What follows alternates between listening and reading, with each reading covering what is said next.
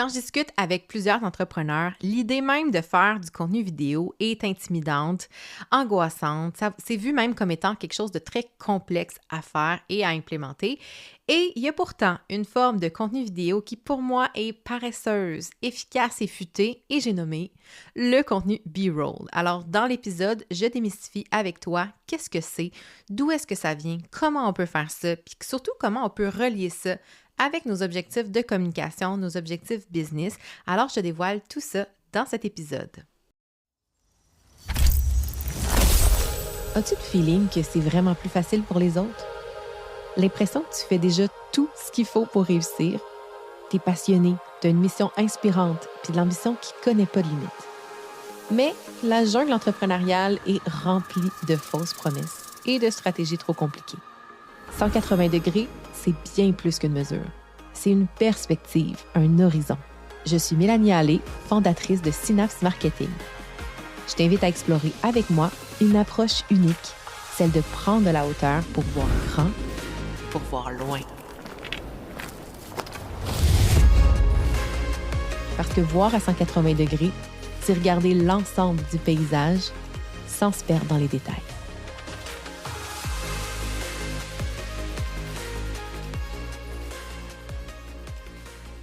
Salut à toi, j'espère que tu vas bien. Heureuse de te retrouver dans un épisode où je parle de création de contenu vidéo et pas n'importe quel type, le contenu B-roll.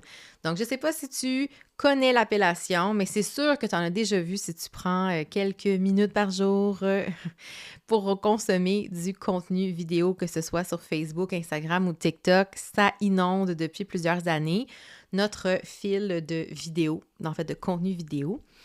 Et pour moi, le contenu B-roll, c'est du contenu que je catégorise comme étant du contenu paresseux. Et être paresseux, des fois, c'est très futé, en fait. C'est très intelligent parce que dans une stratégie de contenu, tu ne pourrais pas te permettre, en tant qu'entrepreneur, souvent solopreneur, si tu m'écoutes, là, la majorité, c'est votre cas, bien, on ne peut pas se permettre de faire juste du contenu, on va dire 10 sur 10, qui va révolutionner ton écosystème de contenu à chaque fois. C'est humainement impossible. Mais comment on fait pour quand même passer nos messages, communiquer de manière impactante sans justement passer des heures et des heures dans la création de contenu? Et c'est exactement là où le B-roll entre en jeu parce que ça prend peu de temps à faire, c'est efficace pour passer des messages et c'est aussi quelque chose qui performe très bien sur certaines plateformes comme Instagram, par exemple. Mais là, avant d'aller plus loin, pour t'expliquer ce contenu-là plus en détail, je veux juste te dire un peu, t'expliquer ça vient d'où ce terme-là, B-roll. Parce que oui, bon, c'est en anglais de un, mais de deux, on a comme acheté, là, on a acheté le mot puis l'expression, puis tout le monde l'utilise, mais on dirait que personne ne sait vraiment d'où est-ce que ça part, cette histoire de B-roll comme B comme bateau et roll comme rouleau. Donc, ce n'est pas un rouleau B. En fait, ça vient du monde de la télévision. Parce qu'en télé, on a souvent on va appeler ça un flux A et un flux B là, de vidéos qui arrivent.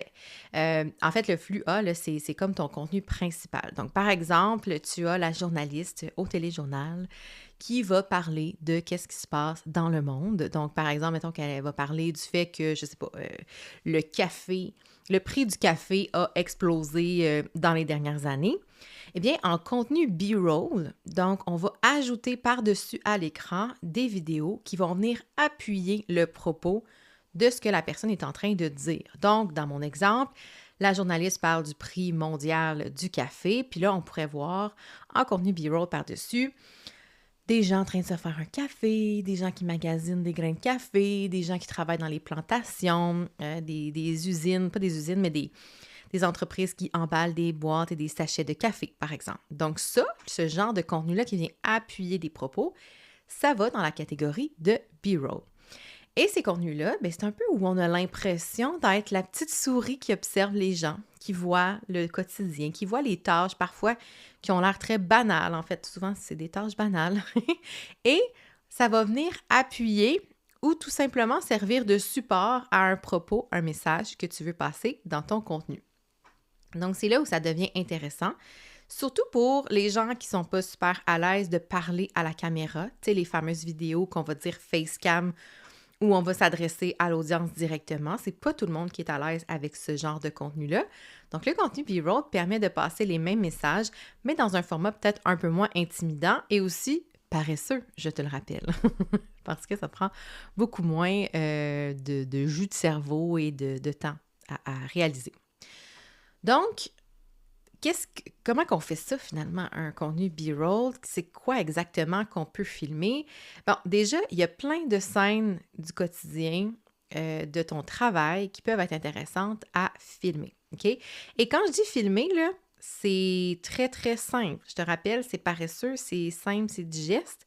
Donc, les règles d'or, là-dedans, c'est tu utilises ton téléphone tout simplement. Tu n'as pas besoin d'avoir un équipement hyper sophistiqué et cher pour faire ce type de contenu-là, comme la plupart de tous tes contenus d'ailleurs, là, mais juste au cas que tu partais en peur, là. Ça peut être vraiment très low budget, comme on dit. C'est aussi du contenu où, idéalement, tu regardes même pas la caméra. Genre, tu vis ta vie et tu enregistres en parallèle. Donc, tu vas te faire, en fait, créer ta propre banque de B-roll. C'est ça qui est super intéressant. Et ce qui est intéressant, c'est aussi de varier les cadrages. On veut une belle diversité. Donc, ça peut être des plans qui sont plus loin, reculés, où on te voit en plein pied. Ça peut être des plans plus rapprochés. Hein, souvent en cinéma, puis dans le monde de la vidéo, on va jouer beaucoup avec les plans très proches, les plans moyens, les plans très larges, les grands angles. C'est un peu le même principe que tu peux faire avec le B-roll, c'est de varier un petit peu le type de cadrage, le type de scène, les angles de vue aussi, c'est un petit trépied, tu sais, des vues peuvent être, tu peux varier un peu les angles, ça peut donner aussi un beau dynamisme à tes contenus. Des vidéos de quelle durée, peut-être que tu me demandes? Bien, normalement, un contenu B-roll entre 5 et 15 secondes, t'en as en masse. C'est assez. Et moi, ce que je te suggère, c'est d'aller toujours enregistrer un 15 secondes. 15 secondes, ça va être comme ton bare minimum, ton seuil de durée pour tes vidéos. Vaut mieux d'en avoir un peu plus long que pas assez. Des fois, tu sais, t'es comme un peu gêné là, de faire ça, fait que tu vas vite, puis là, t'es comme « Ah, ben j'ai juste 8 secondes, tu sais, ou 7 secondes. » Des fois, ça peut être aussi difficile à utiliser dans certains contextes, par exemple avec des audios sur Instagram ou Facebook qui vont avoir une durée différente. Donc, généralement, là, je te dirais, enregistre 15 secondes à la fois, plus si c'est pertinent, pour te créer finalement cette banque-là. Et donc ça, c'est plus pour la poutine, là, les règles d'or, là, tu sais, de ne pas regarder la caméra, ça donne quelque chose d'un petit peu plus naturel, là, un petit peu plus, tu sais, qui a l'air un petit peu moins stagé. Remarque là, qu'on le sait, hein, que c'est un peu mise en scène, on s'entend, on n'est pas dupe, mais ça reste que c'est intéressant un peu aussi les contenus, en anglais, on va dire POV, pour Point of View, donc des contenus où c'est comme si on a le point de vue de la personne qui accomplit l'action. Ça, c'est intéressant aussi comme autre type de contenu à filmer. Donc, en fait, l'idée derrière le Reels B-roll, donc le vidéo, c'est vraiment de pouvoir, comme je disais, appuyer un message. Souvent, il n'y a pas nécessairement de lien direct entre le contenu de la vidéo et le dit message. Si tu te filmes en train de préparer ton café, ça ne veut pas dire qu'il faut que tu parles de café. C'est en fait surtout pas, à moins que tu sois une business de café. Tu comprends le principe? Donc, si tu as un message à passer, par exemple, qu'est-ce que tu aimerais faire de différent? Qu'est-ce que tu ferais de différent, si tu avais à recommencer ta business au jour 1 aujourd'hui? Parce qu'avec l'expérience, on a des petites pépites de sagesse à partager. Et ça peut être quelque chose que tu partages via un contenu B-roll. Donc, il pourrait avoir une image de toi en train de faire tout bonnement ton café et tu pourrais ajouter le texte à l'écran pour informer, pour inspirer les gens par rapport à ce que tu as appris et ce que tu ferais différent si tu lançais ta business aujourd'hui. Ça peut être ça en texte, mais ça peut être aussi de la narration, en fait, ou du voice-over, dépendamment de l'application que tu utilises. Parce que ça, on peut le dire. On peut aussi l'écrire, mais on peut le dire. Et ça donne un beau dynamisme aussi de faire la narration. Donc, à toi de voir qu'est-ce que tu préfères. Si tu as un bon micro ou que tu as une bonne façon de gérer ton bruit aux alentours, si tu veux rentrer un peu feutré aussi, là, parenthèse, là, petit truc de pro. Si tu n'as pas de micro, ben, tu peux aussi utiliser le micro de ton téléphone, mais de te mettre en dessous d'une grosse couverture. Ça va vraiment donner une belle chaleur à ton audio en passant. Ben là, ça sent bien un petit peu Là, tu te dis, ben voyons, Mélanie, il faut que je me filme en train de faire mon café, il faut que j'enregistre une voix en dessous des couvertes. C'est bizarre ton truc. Écoute, on n'est pas obligé de commencer là. Hein? Tu peux commencer très, très simplement. Filmer vraiment des actions très simples et banales comme toi qui te prépares à une réunion, comment tu planifies ta semaine dans ton agenda. Ça peut être, il y en a qui vont très, très loin dans la routine matinale, les sessions de travail, des moments de réflexion. Ça peut être, il y en a qui font du yoga ou de la méditation, ils peuvent se filmer en faisant leur activité aussi. Ça peut être vraiment un paquet de choses. Je te parlais, de faire ton café. Il y a un paquet de contenu viral que tu peux faire. Il y a une très grande liste infinie de possibilités. L'idée, c'est de voir, comment le plus possible, je peux avoir différentes formes de vidéos qui vont venir m'aider à faire d'autres contenus. Fait que ça, c'est pour un peu t'expliquer comment ça va se traduire en finalité, OK?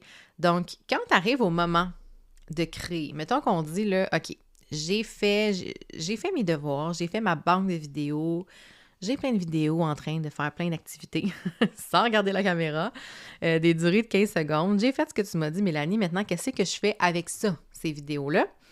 Bien, la première chose, c'est d'y aller, en fait, avec la meilleure adéquation avec certains audios. Hein, les audios, si tu utilises Instagram, c'est cool parce qu'on voit très, très bien, puis je pense que Facebook aussi maintenant, là, mais les audios qui sont tendances, là, les fameux trending audio, tu vas voir des audios avec des petites flèches vers le haut qui vont t'indiquer en fait que cet audio-là, en ce moment, est très à la mode et qui a un beau potentiel de croissance ou de t'amener en fait de la visibilité plutôt. Surtout, privilégier des audios qui vont avoir le moins possible d'écoute. Donc, une espèce de ratio entre « OK, l'audio est tendance, mais j'ai pas 1 million de Reels qui utilisent l'audio. » Donc, généralement, là, quand tu es en 5000 et moins, ça peut être intéressant. Encore mieux s'il y en a moins que ça, là. Tu sais, si c'est dans le 1000, 2000, ça peut être intéressant de les utiliser. Et le but, c'est de voir, OK, qu'est-ce qui est stratégique dans les audios qui sont tendances? Parce que c'est pas parce qu'il y a des audios tendances que ça fit avec ton image de marque, avec l'énergie, la vibe que tu veux véhiculer. Fait que ça, c'est une chose qui est comme importante, tu sais. Des fois, il y a des audios qui sont très rock, très rentre dedans, très go, go, go. Puis ça, c'est zéro ma vibe. Tu l'auras compris, hein, si tu écoutes le podcast. C'est pas du tout mon énergie, ma vibe comme coach. Donc, clairement, je vais pas sélectionner ce genre d'audio-là. Puis des fois, je vois aussi des audios trendy qui sont très Bollywood. Hein, ça aussi, ça fit moins dans mon style. Donc, c'est comme de trouver l'équilibre entre ce qui est tendance et ce qui est authentique avec ton image de marque, clairement. Ensuite, c'est de voir, OK, dans ton contenu, dans ta stratégie globale, quel genre de contenu tu veux faire selon ta cédule à toi. Donc, est-ce que tu veux créer du contenu qui va être plus dans la connexion, donc plus dans, oui, l'inspiration, mais plutôt aider les gens à connecter à qui tu es comme entrepreneur ou comme marque, comme entreprise, à tes valeurs, à ce que tu fais, tes processus et tout ça. Est-ce que tu veux que ce soit un contenu plus promotionnel? Veux-tu déclencher des ventes, des téléchargements d'outils gratuits, des écoutes de podcasts? Est-ce que tu es plus en mode promotion? Est-ce qu'au contraire, tu veux partager ton expertise, donc enseigner des choses ou donner des conseils, des astuces et tout ça? Ou finalement, est-ce que tu veux être en mode gérer les interactions? Parce que si tu veux gérer l'interaction, ça veut dire tu veux que les gens commentent, like, partage, mais surtout commente, je te dirais en termes de vidéos comme ça. Tu veux que les gens, finalement, trouvent ça drôle parce que l'interaction passe souvent par l'humour, l'émotion ou tout simplement parce que tu demandes aux gens de faire une certaine action pour interagir avec le contenu. Donc, ça peut se trouver aussi dans ton call to action. Mais c'est de partir avec une intention, un objectif de départ et de développer ton contenu.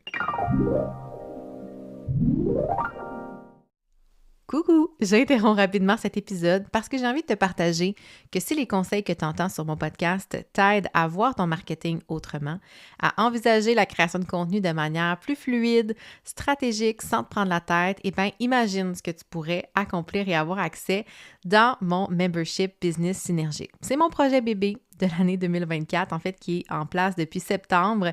Et vraiment, c'est un espace où tu vas pouvoir avoir accès à des plans de contenu mensuels, des ateliers en live où je vais transmettre plein de connaissances sur plusieurs sujets pour t'aider à te mettre en action, des cliniques contenu où on va analyser tes contenus et voir qu'est-ce qui cloche et qu'est-ce que tu pourrais ajouter, adapter, améliorer, peaufiner.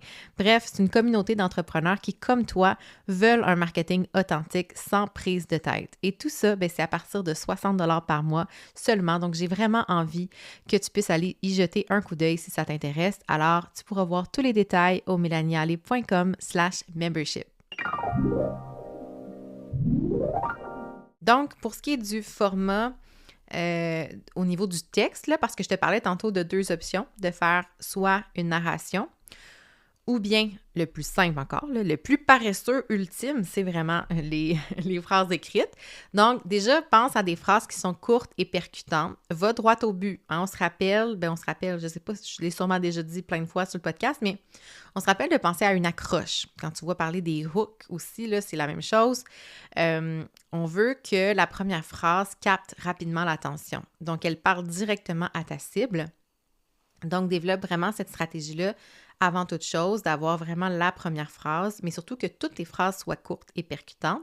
Je te dirais maximum 2-3 lignes. Sinon, la stratégie d'avoir un grand bloc de texte, là, c'est que tu veux que les gens prennent le temps de lire, mais il faut vraiment que ce soit un texte pertinent, parce que sinon, les gens ne vont pas prendre la peine de lire. Donc, tu peux tester là, différentes choses, mais je te dirais quelques lignes maximum. Puis encore là, ça dépend de la grosseur de tes lignes et tout ça, là, fait que tu sais... Ça dépend aussi de la durée totale. Mais bref, de ne pas mettre trop de texte. De penser aussi beaucoup à la lisibilité et au contraste de ton écriture. D'essayer de ne pas dépasser des marges. Tu vas voir quand tu crées des contenus Reels, il y a toujours un petit gabarit là, qui t'indique « OK, là, tu sors de la marge, ça se peut que ton texte soit pas vu ou soit coupé. » Super important. Fait que la lisibilité aussi, c'est vraiment le type de police versus la couleur de fond. Pense à ça, puis mets-toi dans la peau de quelqu'un de plus âgé que toi. Ils vont te remercier. C'est super important d'y penser. Et tu peux aussi utiliser des emojis au besoin si c'est stratégique par rapport aux propos puis que ça vient appuyer quelque chose. Donc là, je t'ai parlé tantôt, tu sais, de créer justement une banque de contenu. Puis ça, c'est hyper important. Quand je dis créer une banque de contenu, moi, personnellement, ce que je fais, c'est que je les enregistre dans mon téléphone. Je me fais un album dans le téléphone où je vais mettre B-roll. Et là, tu pourrais pousser le concept encore plus loin puis les classer par catégorie. Moi, honnêtement, j'en ai pas assez pour que ça devienne compliqué à gérer. Puis, tu sais, quand je les ai déjà utilisés, des fois, je vais les changer d'album, tu sais, mettre plus comme dans une archive, tu sais, parce qu'à un moment donné, on veut varier aussi. Mais je vais pouvoir les utiliser, là, tu sais, je les supprime pas nécessairement non plus du téléphone. Je peux peut-être les mettre ailleurs pour besoins ultérieurs. Mais l'idée, c'est d'avoir un endroit où tu peux facilement accéder via ton téléphone à ces contenus-là pour pouvoir les utiliser. Des fois, tu vas avoir un flash, une phrase, une réflexion que tu as envie de partager. Tu auras juste à réfléchir, ça va être quoi ton hook, puis prendre l'audio que tu as enregistré dans ton téléphone, parce que ça aussi, c'est une bonne pratique de les enregistrer, les audios, en passant. C'est des petits trucs que je donne aussi dans mon membership Business Synergique, mais tout ce qui est autour de ta routine de création puis de consommation, souvent, ça va venir en amont. Si tu veux te sauver du temps, ça va être de dire, OK, cet audio-là, je l'aime, je pourrais l'utiliser pour un concept, enregistre-le. Puis encore mieux, point boni, si tu vas le stocker quelque part dans je sais pas moi, un tableau de notes ou dans les notes de ton téléphone où tu vas avoir, oui, l'audio en question, le nom de l'audio ou le lien vers l'audio et que tu vas noter ton idée. Parce que des fois, on enregistre des audios puis on oublie qu'est-ce qu'on voulait faire avec. Hein? Histoire vraie ici. Je te parle par expérience. Donc, c'est cool si tu as déjà en place une banque d'idées de contenu, donc de type de message que tu veux passer. Tu as déjà une banque de vidéos B-roll tournées. Et une banque d'audio, enregistrée. Là, avec tout ça, tu es en business, tu vas toujours avoir du contenu facile à créer sous la main, du contenu paresseux, bien sûr. Donc ça, c'est vraiment, je pense, les points importants à nommer. Ce qui est intéressant aussi, c'est de dire, OK, comment je peux faire pour créer aussi des rappels d'avoir le réflexe de créer ces contenus-là B-roll parce que des fois, oui, tu vas avoir une banque, mais l'idée, c'est de toujours nourrir un peu ces contenus-là. Donc, par exemple, tu vas en retraite. Puis là, je parle par expérience, mais mettons que tu vas en retraite dans un chalet. C'est très cool parce que c'est le meilleur moment, parce que tu es là, tu n'es pas chez vous, tu es dans une autre énergie. Souvent, les chalets sont beaux, tu es en nature, il peut y avoir une belle cuisine, tu es relax. Bien, ça peut être un beau moment de dire, OK, bien, je me mets un défi de tourner 10 contenus B-Rolls et comme ça, je vais être sûre d'en avoir dans mon téléphone pour les prochains contenus à tourner. Et là, l'idée, c'est sûr qu'au début, ça va te gêner, comme dans tout type de contenu qu'on crée. Il y a l'effet de surmonter la gêne quand on débute. C'est inévitable. On n'est pas à l'aise de faire ça. Puis moi, je me compare tout le temps à ceux, qui vont faire des contenus vidéo en public, sans gêne. Bien, je me dis, mon Dieu, eux ont ce guts-là que moi, je n'ai clairement pas.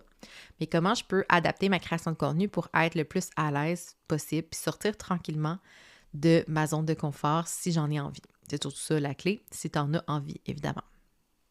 Donc, des petites choses peut-être à penser avant de te lancer toi aussi dans la création de vidéos B-Rolls, bien, de ne pas nécessairement chercher à vouloir imiter les autres, à vouloir imiter ce que tu vois, ce que tu consommes. Il y a plein de façons d'être, unique dans ce que tu vas créer. Essaie de t'inspirer, oui, mais essaie de voir comment toi, tu peux adapter certains concepts vidéo. Puis ça concerne les Reels, mais je te dirais que ça concerne toute ta création de contenu au complet. Des fois, on va voir souvent les mêmes procédés exacts et ça devient très lassant, puis on se démarque moins. Donc, comment tu peux ajouter ta petite touche? Tu sais, je te disais tantôt, regarde pas la caméra, mais peut-être que ta signature, ça pourrait être de regarder la caméra puis de faire un clin d'œil. Tu comprends ce que je veux dire? C'est peut-être un peu étrange, dit comme ça. Tu sais, je te le conseille pas forcément, mais peut-être, tu vois, trouver une petite twist dans tes vidéos qui va faire que les gens vont dire « Ah ouais, ça là, je le sais exactement c'est qui est derrière la vidéo. » Donc ça, l'unicité, très important. L'authenticité aussi, là, de ne pas te mettre dans la peau d'un personnage nécessairement ou d'agir comme si, tu sais, mettons, là, d'agir comme si tu faisais tout le temps des smoothies là, verts le matin juste parce que tu comprends, On le sait, là, que c'est pas vrai, là. Il y a beaucoup d'influenceurs santé qui la jouent un petit peu trop gros quand il y a le temps de filmer. Bien, des fois, ça paraît, tu sais, que c'est pas ça, la vie. Et toujours garder en tête la cohérence avec ta marque personnelle, avec le branding de ton entreprise. Tout le temps important. Même s'il y a des trends qui sont cool, si ça fait aucun sens ou si c'est pas en adéquation avec tes valeurs, bien, on le fait pas. Tu le fais pas. Ça sert à rien, ça va plus te nuire que d'autres choses. Donc, vraiment, c'est mes conseils pour toi en tant que future potentielle créatrice de contenu vidéo B-Roll. J'espère que ça t'a aidé à comprendre de un, c'est quoi. Si c'est du chinois pour toi, ben, je t'invite vraiment à aller voir sur les réseaux sociaux et prendre le temps de regarder tous les contenus qui ne sont pas des contenus parlés, qui sont des contenus où on voit les gens en action, parfois avec la narration, comme je te disais, parfois avec du texte à l'écran, et de regarder c'est quoi la vidéo qui est en arrière, qu'est-ce que les gens font, comment ça appuie finalement le propos. Et ça va te donner finalement une idée de comment toi aussi tu pourrais adapter le concept si jamais c'est encore un peu flou au moment où on se parle. C'est sûr qu'en podcast, où il n'y a aucun support vidéo, c'est quand même drôle de parler de vidéo. Mais tu vois, je voulais me donner le défi de te donner quand même la théorie pour peut-être t'inspirer à prendre le pas finalement, faire le premier pas et commencer à sortir ton téléphone et à penser comment tu pourrais documenter finalement ton quotidien et d'entrepreneur et les activités que tu fais pour servir ta création de contenu puis avoir plein de contenus paresseux à créer facilement. Donc, j'espère que cet épisode t'a aidé et je te mets au défi de créer ton premier vidéo B-Roll. Et si tu veux le publier, ben écoute, tu peux même me taguer, ça va me faire plaisir d'aller le voir, d'aller le regarder, de commenter pour t'encourager, favoriser ton algorithme en plus. Et ça va me faire plaisir de découvrir aussi qui m'a écouté jusqu'au bout et qui va prendre le temps de faire ça. Donc, encore une fois, je te remercie pour ton écoute. Je te remercie de ta participation parce que vous êtes nombreuses à m'écrire, nombreux et nombreuses d'ailleurs, à m'écrire pour me dire que vous avez écouté les derniers épisodes, découvert le podcast. J'adore ça en passant quand vous venez m'écrire parce que c'est tellement comme unilatéral quand j'enregistre que j'essaye vraiment fort de visualiser que vous êtes là avec moi et que vous allez écouter cet épisode-là. Et c'est pour ça que j'y mets beaucoup d'énergie et de cœur d'ailleurs. Donc sur ce, je vous souhaite à tous et à toutes une magnifique semaine et je vous dis en fait à dans 2 semaines pour un autre épisode de 180 degrés. Bye tout le monde! Wow! Merci d'avoir passé ce moment avec mon podcast dans tes oreilles. Ça me touche énormément. J'espère que les idées partagées dans l'épisode t'ont inspiré, t'apporteront une nouvelle perspective et te motiveront à te mettre en action. Si tu y as trouvé de la valeur, je t'invite à le partager. Fais découvrir cet épisode à d'autres entrepreneurs passionnés. Et si tu veux encourager davantage le podcast, je serais hyper reconnaissante si tu pouvais laisser une note ainsi qu'un avis sur la plateforme d'écoute de ton choix. Parce que oui, ça fait une énorme différence pour m'aider à faire connaître 180 degrés à encore plus d'entrepreneurs fantastiques comme toi.